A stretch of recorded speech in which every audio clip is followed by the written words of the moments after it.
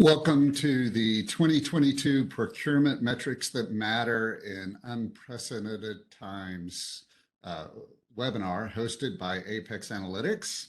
With me today are two experts in the field, Gerard Cardillo from Charles River Labs and Andrew Bartolini from Ardent Partners. Welcome, gentlemen. Gerard is a best practitioner, innovator, and thought leader in sourcing and procurement. And he's got responsibility for procurement globally at Charles River Labs.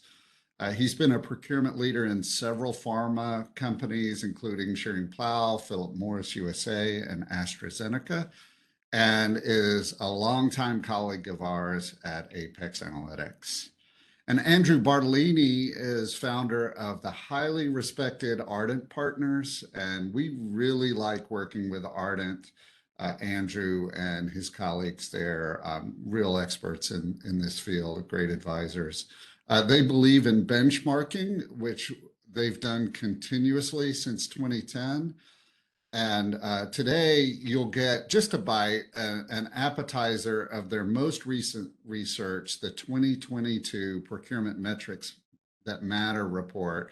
And we have a full download of the report available to you as well. And I'm Danny Thompson. I'm Senior VP of Market and Product Strategy at apexanalytix. And Gerard, Andrew, and I, we've all read the report and picked a few findings to discuss today that we think you'll be interested in, and we hope that you'll chime in as well via the chat function in WebEx. So just ask your questions, offer your opinions, tell us some of your stories along the way, and we'll fold them into the conversation as we move along. Just a quick word about apexanalytix, the sponsor of today's webinar. The numbers on this slide and the solution areas give you kind of a snapshot of what procurement, AP, and IT leaders from the world's largest companies around the world are doing with Apex products and services to manage supplier relationships every day. And on the right, you see 4 solution areas that Apex supports. There's Apex Portal, which is all about providing your suppliers a central hub to your procure-to-pay ecosystem. It majors in compliant, trusted supplier data captured and managed through supplier onboarding and risk management, but then has a host of other capabilities to streamline relationships with your suppliers.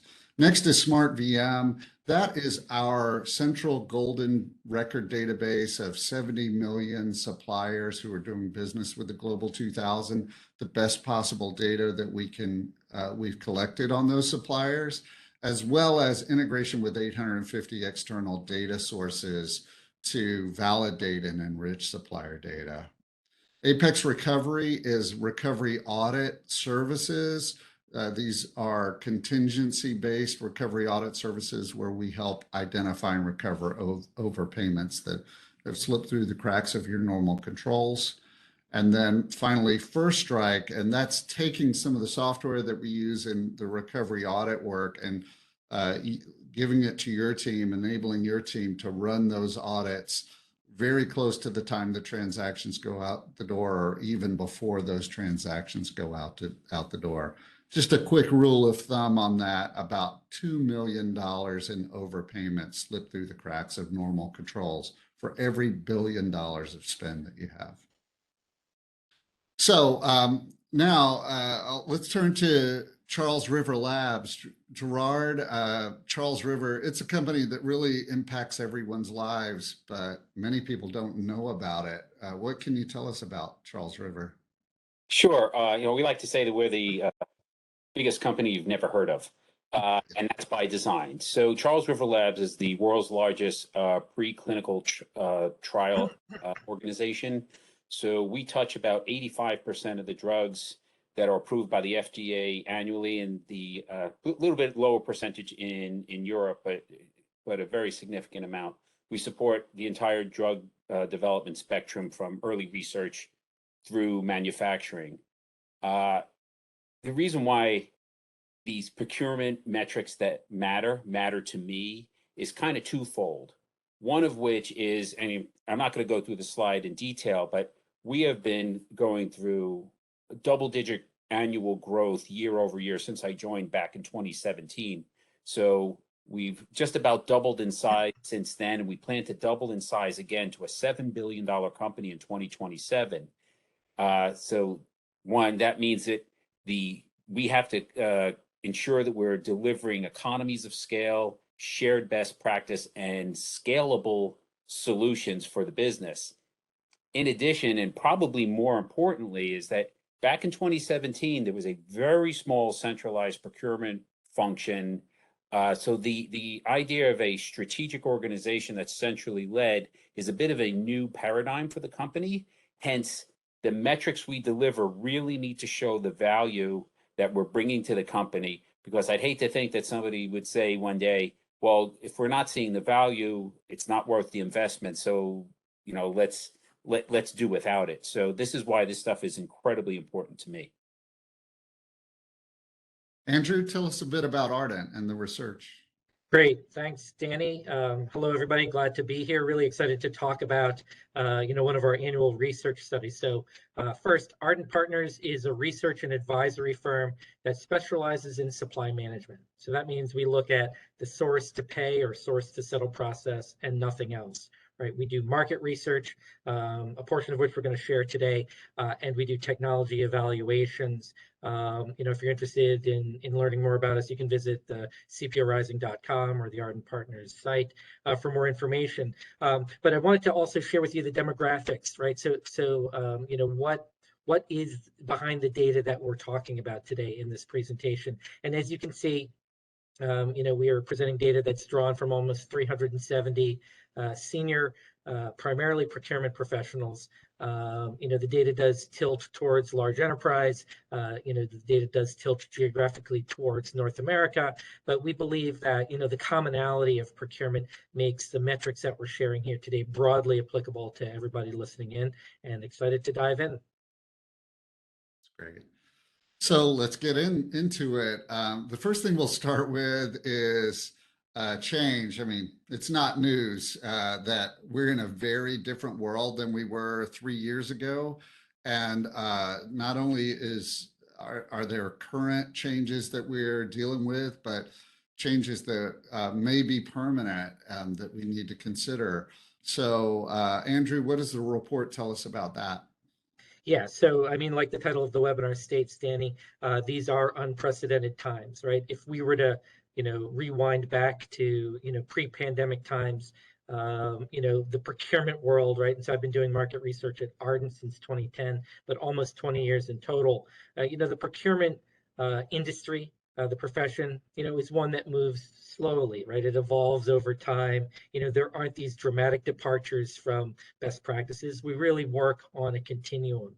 But, when we look at the research more specifically this year, and I should have mentioned that all of the data presented was from a survey taken earlier in 2022, we see really a very, different focus for CPOs as they look at what they've prioritized for this year. I should start by saying something that our research captured that is probably understood, if not sort of clearly stated by the leadership of your organizations, and that is that the vast majority of procurement teams will be working in what we're calling a permanently hybrid world.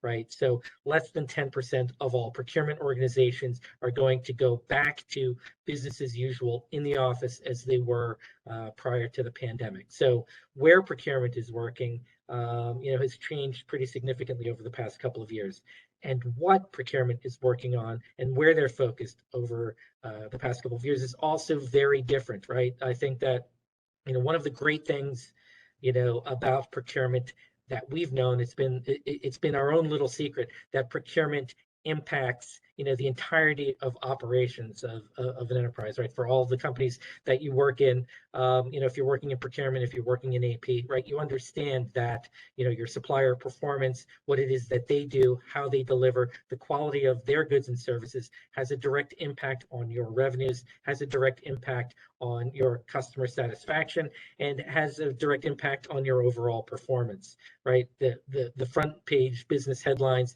have been all about the supply chain over the past couple of years. And so not surprisingly, CPOs have focused their shift to the supply chain, right? Very specifically, supply risk. We've seen pretty dramatic supply disruptions that have had a significant impact, that have cascaded through and hit the customers and have hit consumers.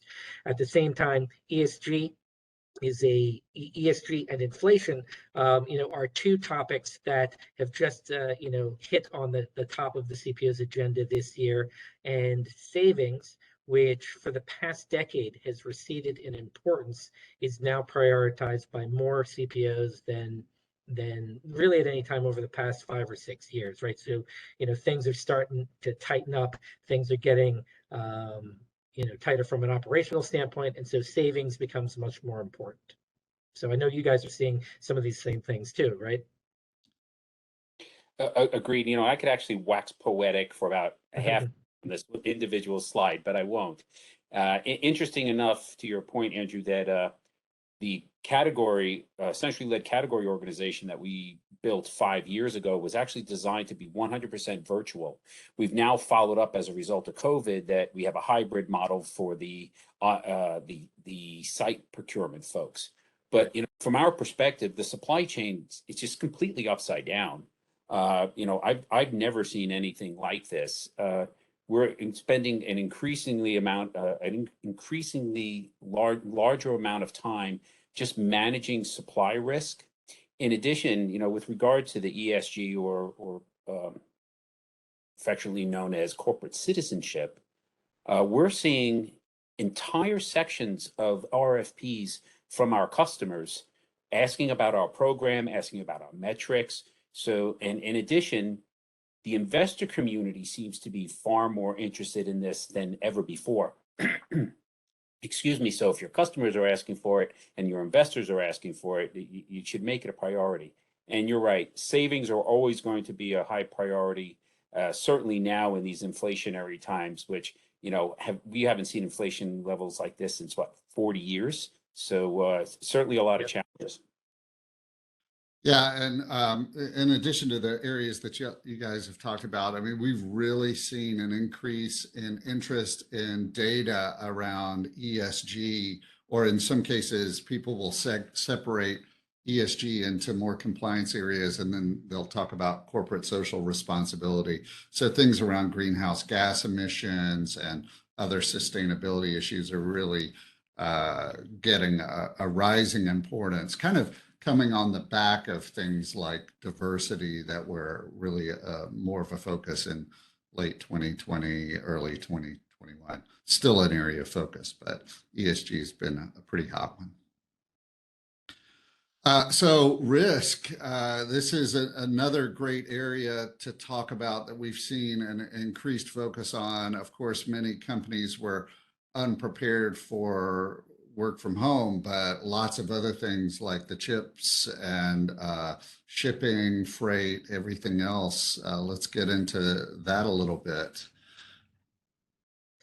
Yeah, so right, I guess it's fair to say that most procurement teams were caught off guard by the challenges that they face within their own supply chains. And so, this is, the data that we're showing here is, how many procurement organizations were, actively managing their supply risk with technology solutions already in place. And we can see that really only about a third of those at the beginning of the year were positioned to really take on what has become a major focus for all organizations. And this is not something that is different from how procurement has worked in the past, right? So many procurement teams and CPOs are focused on getting their internal house in order first, right? And then then looking out to the next wave of value, the opportunity to collaborate and really drive improvement, performance improvements across the supply chain. But it has typically taken a large risk event or a global scare to get a focus and to get budget for supply risk. And in some ways, right, the question, of why are CPOs only now focused on supply risk, right? I mean, that answer is obvious, but the question is, why weren't they a little bit more focused on it in 2021? And, I think that we'll see in a few slides that, the attention on the supply chain, right, has started from the top down. And, this has benefited procurement from a budget standpoint and from an investment standpoint. So if I could add to that, I don't think anyone could have anticipated the level of disruption in the supply chain that came in the wake of COVID. It's completely altered the discussion of risk. And to your point, I think the focus on risk has changed in that before it was high probability, low impact occurrences, where now the focus has changed to low probability, high impact occurrences. So it's I don't know if it's a increased focus, but it's certainly a change in focus. And we've now come to learn how disruptive it can be if you don't address it. So, you'd be foolish to apply the same strategies as before and thinking that they're going to work as you go forward. Right. Yeah, and we're seeing a lot of people who want to bring that risk management process all the way into the earliest stages of the supplier relationship. Our recent benchmarking survey of the P2P process really bore that out.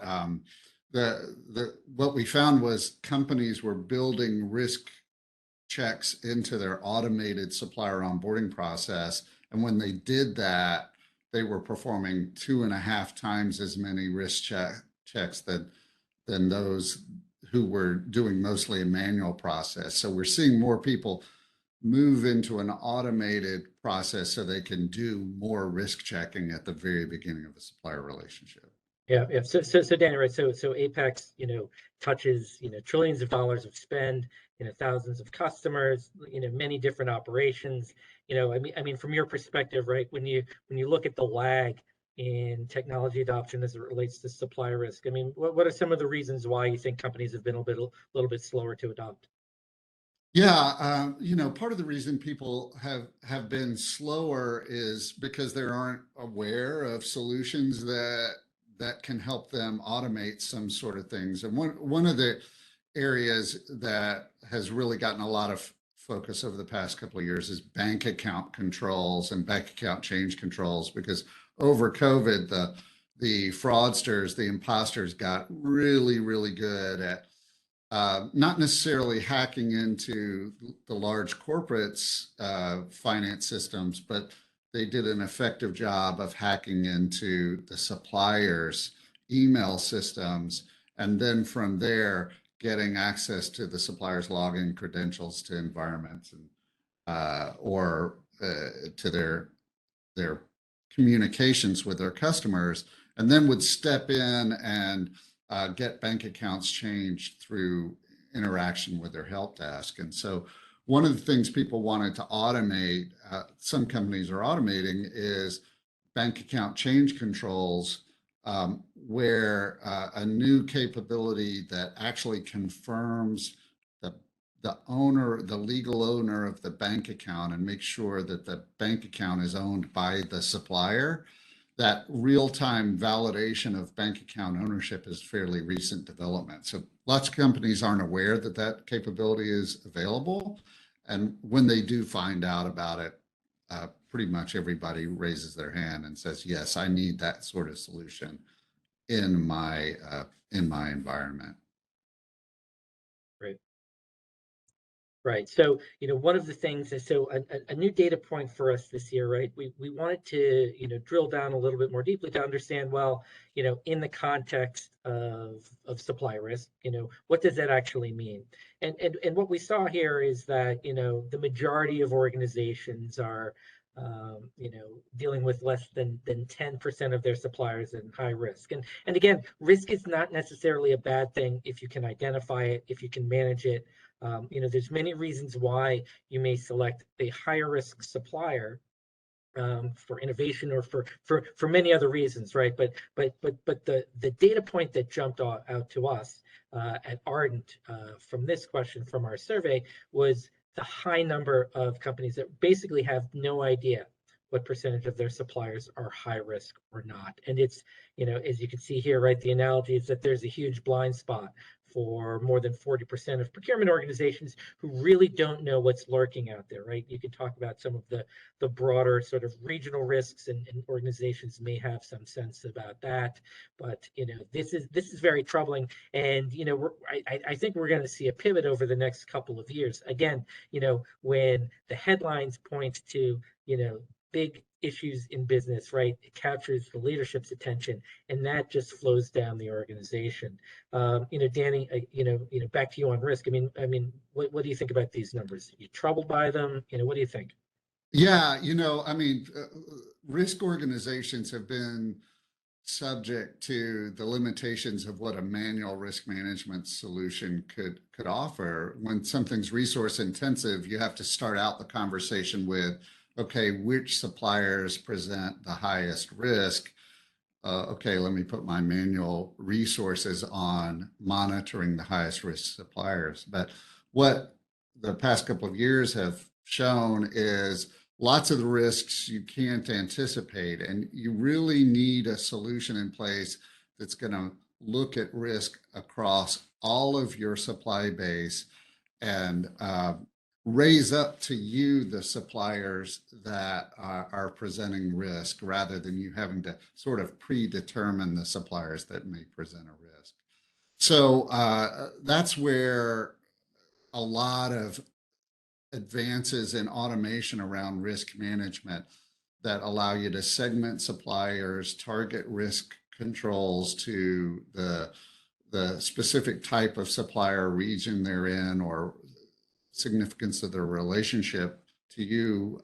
Based on those variables, you can tailor the risk management that you want for those suppliers.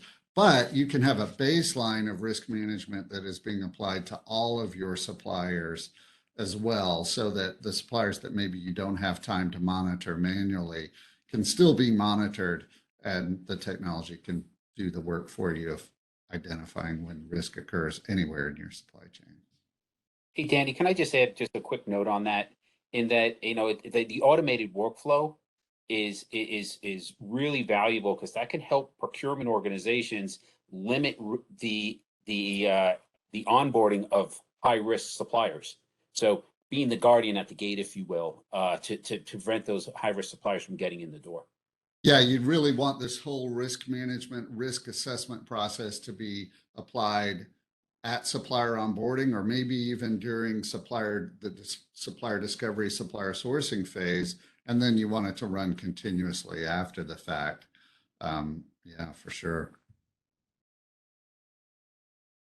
So moving on to diversity, a lot of companies have reevaluated their position on diversity, equity, and inclusion, with a lot of emphasis coming out of 2020, but now people well on their way to trying to meet diversity goals that were established at that time.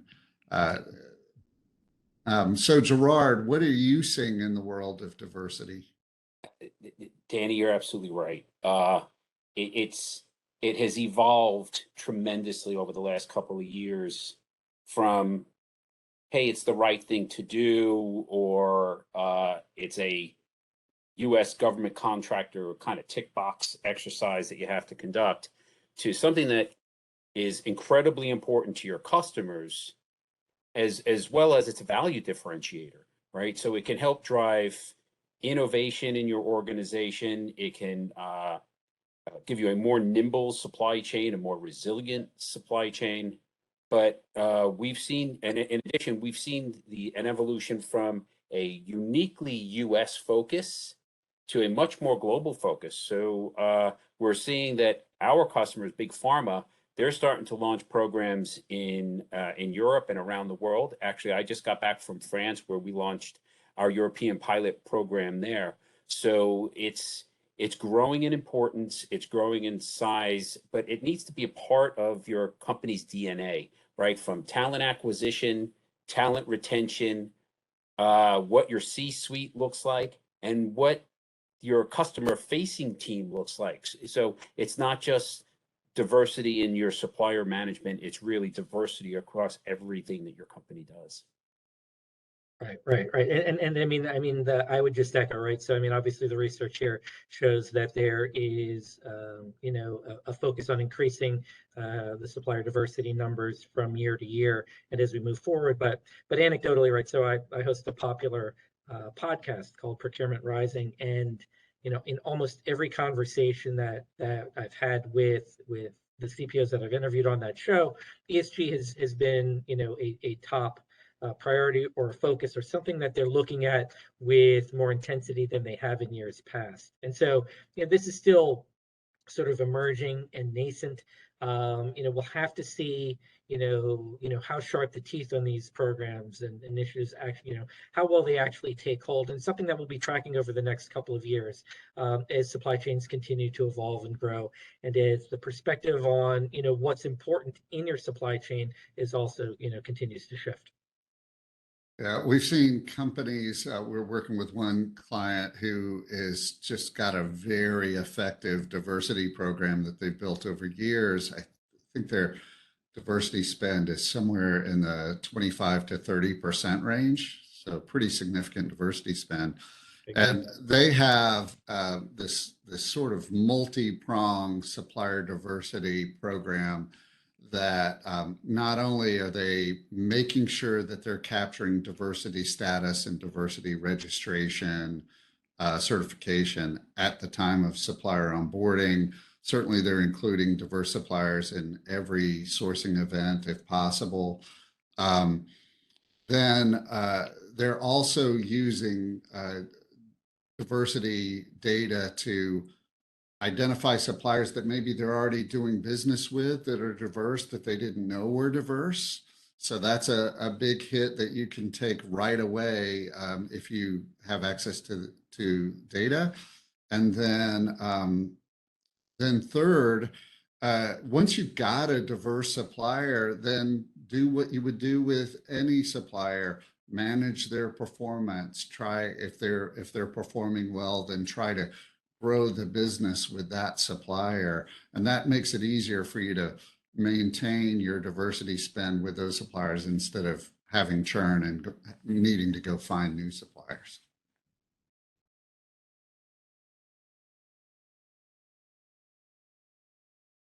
So next is savings, and what's new about savings, Gerard, and how it's being prioritized?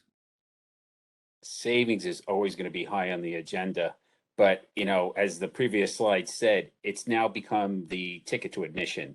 Global high-performing procurement organizations, of course, are always going to have to deliver that savings, but what are you delivering on top of that savings that bring value to the organization? So, there's, as we discussed before, increased focus on risk management and risk reduction, free cash flow, supplier diversity, cycle time reduction, customer experience, stakeholder experience, reduction in admin burden. So all of these are starting to become key metrics with regard to procurement performance delivery. Well, again, savings always does loom high on the screen, but you kind of have to open up the discussion to the broader value. Right. So procurement's never going to get away from savings as a performance measurement. What we have seen though, since the Great Recession, right, 2008, 2009 timeframe, when 9 out of 10 CPOs prioritize savings over everything else, is that the organization is awakened to the other value that procurement can deliver, and it's broad-based value. And when things are going up and to the right, things like quality, things like growth, broad range of, ESG, diversity spend become, more important issues. But as we come into unprecedented times with severe inflation headwinds, savings has become more important, right? Budgets have become tighter, and organizations are going to look at procurement's impact on the bottom line in a more significant way in this year, and we expect as we head into next year. Now, the savings rates that we're showing here, both from an actual, right? So what did the average procurement department deliver in 2021? 6%. What are they targeting for this year? 6.1%. These numbers are down pretty significantly year over year, and really lower than anything we've seen in a long period of time. We think from our perspective that inflation plays a role in that. Gerard, you're managing targets yourself. How do you see inflation impacting savings, and how are you thinking about it and managing it? It's a complex calculus for sure, because in these inflationary times, we're seeing that our company, we're looking to reduce spend where we can. So that's a lower level of spend that you can then impact and drive savings on. In addition, you have risk mitigation is such a high focus that Right. Getting the goods and services that you need. But it's in addition to that, inflation and savings could actually be mutually exclusive, in that you'll address a third of your addressable spend in any given year. You'll manage a third of your spend in any given year. Well, that you're driving savings on. It's the 2/3 that then inflation is kind of having a real negative impact on your spend. So there's a lot of things that go into it, but yeah, we're certainly seeing it harder and harder as the fruit gets higher in the tree. Right. And so, this is a period of time where contract compliance becomes much more important, right? Are you paying what was contracted, right?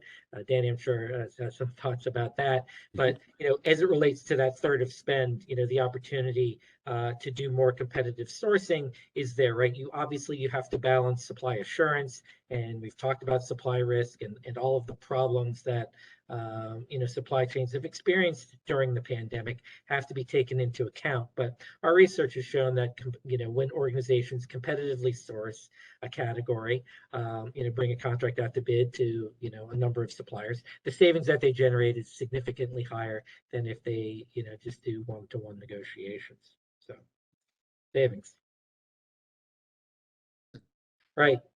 So, Gerard, maybe I think you're leading off here, right, with talking about technology, right? Sort of a fundamental, I'm sure, to every CPO's plan, right? Something that really, honestly, 10, 15 years ago, CPOs were, sort of, balancing their budget of, the amount of people they could have on staff, against their technology budgets. I think that's no longer the case. What's your perspective? Going back to something that Danny said earlier, in that the ability to automate and have it happen real time, as opposed to it being a manual process, that's been a huge benefit. And 10, 15 Sure. years ago, only the largest and most mature companies with procurement organizations were able to afford these technologies. I think these technologies have become inexpensive to own and operate, easy to plug in, and easy to and providing measurable value to the organization. So hence I think the move in this direction. Yeah, I mean, I think with the advent of cloud and sort of the more rapid delivery of innovation in solutions, and ease of use becoming a priority versus sort of in-depth feature functionality, that has really driven the companies that have used the solutions to get a lot more value out of them. But I still look at these numbers, right? And so the numbers that were presented here on the chart, right? So the blue represents the percentage of procurement organizations or enterprises that have adopted each of the specific applications, and the yellow indicates directionally where they're focused from a budget over the next 12 to 18 months. And so we're still at that point where organizations are choosing to, operate without any procurement system, operate without automated strategic sourcing, without great visibility into their spend through, through the use of technology. Now we put a little bar around the bottom here, because that's clearly the area, right? So supplier management solutions, right? Risk, information, and performance are where procurement organizations are focusing their investment over the short term. And Danny, right? Apex obviously is a provider here. I'm sure you've got some thoughts on why that is and how you're approaching this. Yeah, we got into this space because our customer advisory board said, hey, we need help in this area and we think you can help us. And part of the thing that so companies had, the largest companies had maybe technology to help around these areas, but before, well, several years ago, they were all creating very customized systems, custom code to address current world problems. And what they found was with time, those solutions needed to be updated as company strategy changed and other regulatory requirements changed, and they folded in more regions of their world into a central operation. And what they were looking for was a solution that would have a different model that could change over time as strategies and the world changed around them and the regulatory environments they operated in. So that's where we got into this space. What we're really seeing, so there was a wave of people who were trying to manage their global operations, and we're looking for a solution that would better do that and change. And now we're seeing another wave of companies who maybe weren't the visionaries that first batch were, but so they're looking to swim in the wake of the visionaries and say, hey, how can I move faster by learning and buying technology that has built into it the scorecards and the risk metrics and supplier onboarding rules that have already been thought through and well defined, but that also still gives me technology that still gives me the flexibility to meet maybe any specific needs that I have.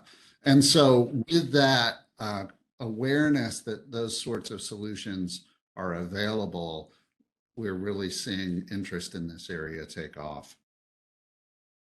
Makes sense. Next topic here is cash flow. And obviously cash is getting tighter. This gives companies an opportunity to leverage their cash one way or another. Really in the area, we're seeing more and more companies this year focused on leveraging their cash to help their suppliers. The landscape really changed for buyers and suppliers over the last couple of years with increasing inflation. When COVID first hit, we saw the large corporates kind of shrinking their early payment programs as they were taking a defensive stance related to cash, worried about either because their cash flow was directly being impacted or they weren't sure. And so we saw payment terms being increasing. Payment terms on average increased about 15 days over the course of COVID, based on our last survey. And but we've seen things flow the other way this year. Really, it's very, very hard on suppliers when you extend payment terms without giving those who need it an early payment option. So we always recommend complementing those payment terms extensions with early payment programs. And they're a lot easier to implement when they're technology enabled through something like dynamic discounting and supply chain financing on a supplier portal. And then we're also seeing in the current financial crunch more appetite to help suppliers who may be having trouble access cash. What are you seeing, Gerard, in this space? Danny, I couldn't agree more. I think it's important to note that you're not driving free cash flow in a vacuum. right? So there are other value drivers, and there are, of course, if you're pushing out payment terms, you may be introducing additional risk to your supply chain and driving financial instability in your suppliers. Let's face it, they're facing rising transportation, labor, raw material costs, and further destabilizing them financially might not be financially beneficial to your company. In addition to that, like you said, you got to have you can't take a one size fits all approach to free cash flow, right? So you have to look at what are your company's needs, what are your suppliers' needs, while pushing out payment terms, introducing programs like dynamic discounting, supply chain finance, e-payables, where suppliers can get paid early in a relatively cost efficient way, is a win-win for everybody. So, my guidance to everyone would be, if you're just focused on the free cash flow, you might be driving up your own costs, unwittingly. So something to keep in mind. The key is to make sure that a supplier, you're giving the suppliers who need early payments, or option for early payments, and those who can tolerate longer standard payment terms, make sure they have that capability as well. So targeting is important. Yeah, for sure. Right. And so, of course, all of that, it's many degrees more difficult for you to implement a program like that if you're not transacting electronically. And so one of the data points that honestly I've used as sort of shorthand for, where are we in the digital transformation of procurement and of P2P overall, is the percentage of suppliers that are enabled to transact on a platform. And, the number 43% is essentially double what it was in 2017. So in 5 years period of time, we now have significantly more transactions and suppliers that are transacting on these platforms. Now, still have a long way to go, but when you think about supply risk and when you look at the higher number of fraud events or fraud attempts that we've seen or that have been reported to us over the past couple of years during the pandemic, right? Having that direct connection with your suppliers is increasingly valuable. And one other sort of thought is you start to think about your programs and who you enable, right? When you enable a supplier onto a platform and you begin transacting, you become a lower cost customer for them, right? And when we look at capacity and scarcity and a lot of the challenges that you've had, right? You don't want to be a high cost customer in a difficult, high inflationary environment, a lot of uncertainty. And, I mean, Danny, right? Again, from a technology that you're very familiar with from Apex perspective, right?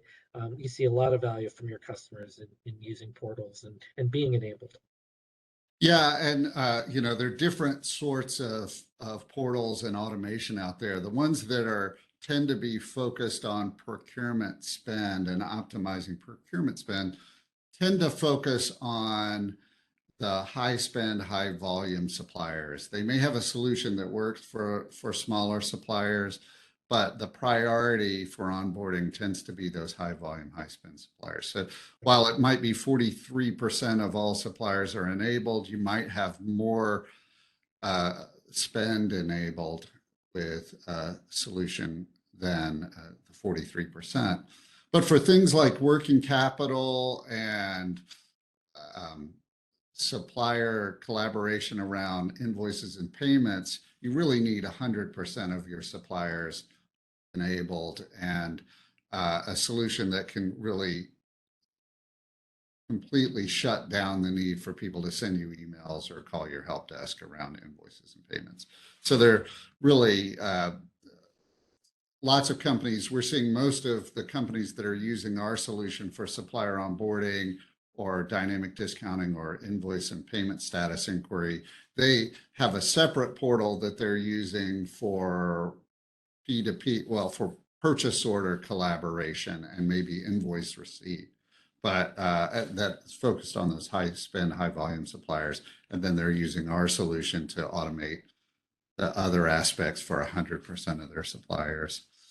We also got some interesting data in our own 2022 benchmarking survey that's related to this. 60% of the respondents there said they had a way for suppliers to go online and see invoice and payment status. So again, higher adoption of that sort of technology. And we also found in the survey that companies who had automated supplier onboarding got a lot of efficiency gains. So the median number of FTEs per 10,000 vendors increases by a factor of 3.1 when comparing a manual paper-based supplier onboarding process to an automated onboarding process. So just said another way, it takes 3 times as many FTEs to support a manual paper-based supplier onboarding process than an automated one. So pretty significant impact. Yeah, absolutely, and so we wanted to close out with best in class, right? So we're obviously Gerard's going to give his perspective as a best in class procurement leader here, but first I'd refer everybody to get a copy of the report because it goes into significant detail around the best in class advantage at the performance metric level. So we tried to sort of roll up, when you think about the characteristics of a best in class organization, what are some of the things that jump off the page, and we've put some of those in front of you here. But I'd say that first and foremost, right, best in class procurement organizations, are managing more than 90% of their spend. And they have the talent and the tools and the strategies to do that in a way that's really driving significantly more value than their competitive set. And I should mention that, in Ardent's parlance, best in class is the top 20% of performers. So you can look at any number of drivers behind it, right? Strong leadership, higher use of technology, higher proficiency, across, all of the key sub-process areas in the source to pay process, or the purview of procurement. Significantly higher levels of visibility into spend, right? When you know what you're managing, how you're managing it becomes significantly easier, right? They're more aggressive on the sourcing side. They drive significantly more savings across the entire spend portfolio. They have focused on becoming smarter organizations and using data to drive more of their decisions. And then when you're doing things so well, you have to be in lockstep with the business, you have to be in lockstep with the executives, and best in class procurement organizations really do very well in that regard too. Again, all of this is comparative to the other 80%, and I do strongly recommend that you reach out to Apex and get the Metrics That Matter ebook. Now, Gerard, right, you see a lot of metrics here or characteristics. How do you think of, what are you prioritizing as a best-in-class procurement executive? Well, just a quick note on, we all recognize the fact that procurement tends to be much more front and center during very difficult economic times. So this is where the value is more important to the organization. So where you have to kind of think out of the traditional procurement box of the savings delivered to how to be a differentiator from your competitors and have that value add. In addition, how to support the top line growth objectives of your company. Because if you don't have the goods and services you need to meet your customer demands, that's gonna impact your top line. So to do that, you really need to ensure that you have metrics along the entire suite of the source to settle processes. This will demonstrate the fact that you're actually improving the process, making sure you're again reducing cycle times, reducing risk, et cetera, et cetera. But without those metrics, it's kind of like a tree falling in the woods and nobody hearing it. Yeah. Well, we'll make that the final word on the research and get to questions. Before I do that, I'll just mention there's a lot more data for you to digest in the 39-page ebook that covers the full research, which you can download from the apexanalytix website. And we'll give you instructions as part of the follow-up email to this webinar. and it should be available next week on the website. So visit us at apexanalytix.com. And so now questions from the audience. Here's one for you, Gerard. So one of the things that people sometimes do is they rely on research like this to help them get the support of senior management for their strategies. Do you have any examples of how that can be done, or how people could use the report for that benefit? So look, every company, in every industry is going to have its unique aspects. And so you might not necessarily fit very well into a particular metric, but the idea is to kind of demonstrate what people are focusing on, right? Whether that's innovation, other broader value, cycle time reduction, free cash flow, and demonstrate how you're moving that agenda, right? So we tend to be a little less focused on what's best in class in free cash flow versus how have we made gains year over year to improve our cash flow, and having push the goalposts a little farther every year to ensure that we're improving upon it. So I'm not sure if that answers the question exactly, but again, using those metrics to demonstrate what is valuable to a company, and not necessarily where you are versus it, just as long as you're improving. That's great. Thanks. So we got a question in. Do we have any database where we can validate vendor bank account details? The answer to that is yes, in some places. So in the US, Apex, for example, for our clients, uses a combination of early warning in the US to validate bank account ownerships. It's a consortium of banks that have set up a solution for validating bank account ownership. And then we have a similar capability in Poland, Sweden, and India. And then we're working with companies to build the same capability in other regions of the world. And what it actually does is we take the legal name of the supplier along with the bank account, we pass it along to the validation service, and they let us know, is anything suspicious going on with that account? Was it just recently opened? Is it got a $0 balance, for example? And is the legal owner of the bank account our supplier? And that's superior to things like callbacks and penny tests, because all you're validating with those sorts of capabilities is that the person on the other end of the phone or the other end of the email has access to the bank account you're putting money in.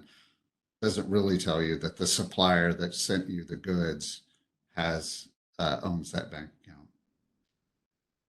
Another question, how do we differentiate savings, hard savings versus soft savings cost avoidance? Do you guys see people using cost avoidance much in their business cases?